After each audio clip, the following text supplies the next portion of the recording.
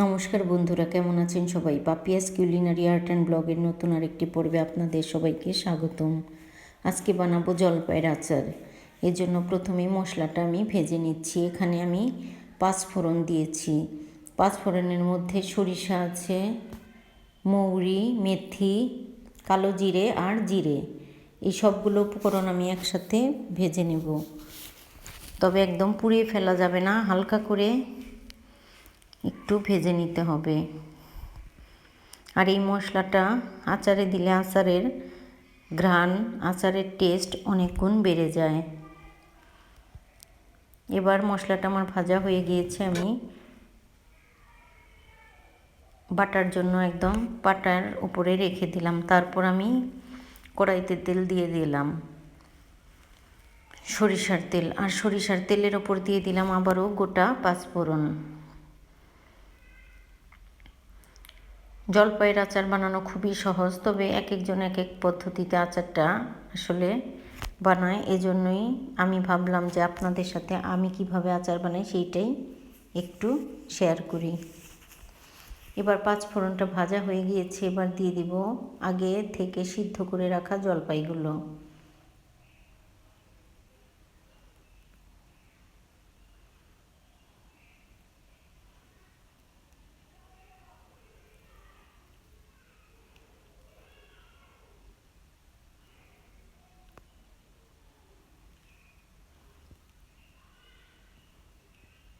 এবার সবগুলো জলপাই আমি দিয়ে তারপর মশলাপাতি পরে দেব। আগে একটু তেলের ওপর নেড়ে চেড়ে নিব।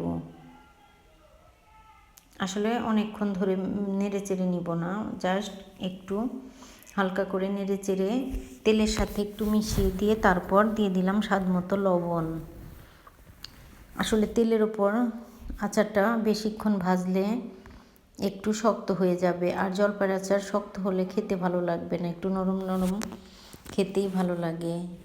তেলের ওপর দিয়ে জলপাইটা একটু নেড়ে চেড়ে এরপর লবণ দিয়ে দিয়েছি। এবার দিয়ে দিয়েছি খুব সামান্য হলুদ গুঁড়ো আর মরিচ গুঁড়ো। হলুদ গুঁড়োটা দিলে কালারটা একটু সুন্দর হয়, সাদা সাদা হয়, দেখতে ভীষণ ভালো লাগে। এজন্য আমি একটু হলুদ গুঁড়ো আচারে দিয়েছি।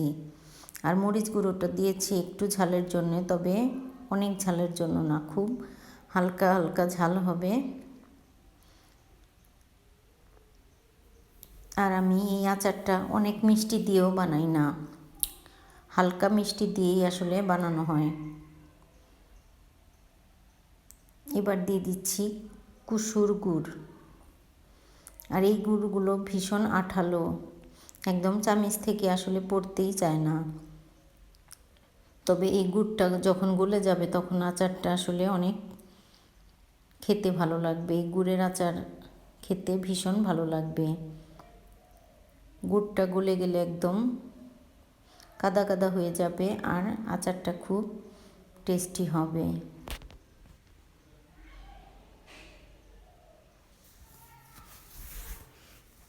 আসলে চিনির থেকে গুড় দিয়ে আচার বানালে এর টেস্ট বেশি ভালো লাগে। তবে সব সময় তো আসলে গুড় দিয়ে আচার বানানো হয় না, মাঝে মধ্যে চিনি দিয়েও বানাই। আর আমি অনেক সময় পাটালি গুড় দিয়েও আচার বানিয়েছি, তবে এর টেস্ট আরও বেশি ভালো লাগে। এবার আচারটা অনেকটাই বানানো হয়ে গিয়েছে, তারপরেও জলটা পুরোপুরি শুকিয়ে নিতে হবে। আর তারপর ভাজা মশলাটা দিয়ে নামিয়ে নেব। খুবই সহজ সরল আচার বানানোর রেসিপি, তারপরেও এক একজন এক এক রকম করে বানাই। এজন্যই আমি কিভাবে বানাই সেটা আপনাদের সাথে একটু শেয়ার করেছি। এবার মশলাটাও আমি ভেজে ছিলাম, সেই মশলাটা বেটে নিয়েছি। আর আচারটা অনেকটা হয়ে গিয়েছে, নামানোর আগে আমি এই মশলাটা দিয়ে চুলাটা বন্ধ করে দেব। তো বন্ধুরা, আমার আজকের এই ভিডিওটা কেমন লাগলো অবশ্যই জানাবেন। যদি ভালো লাগে তবে আমার চ্যানেলটা সাবস্ক্রাইব করার অনুরোধ রইল। যারা ফেসবুক থেকে দেখছেন তাদেরকে অনুরোধ রইল আমার ফেসবুক পেজটি ফলো করার। যারা ইউটিউব থেকে দেখছেন তাদেরকে অনুরোধ রইল আমার ইউটিউব চ্যানেলটি সাবস্ক্রাইব করার। ভিডিওটি দেখার জন্য সবাইকে অসংখ্য ধন্যবাদ। এবার আচারটা আমার পুরোপুরি রেডি। আমি দিয়ে দিলাম আগে থেকে ভেজে রাখা সেই মশলার গুঁড়োটা। আর এবার চামচ দিয়ে একটু খুন্তি দিয়ে একটু নেড়ে চেড়ে মিশিয়ে নিচ্ছি। তো এবার পুরোপুরি রেডি।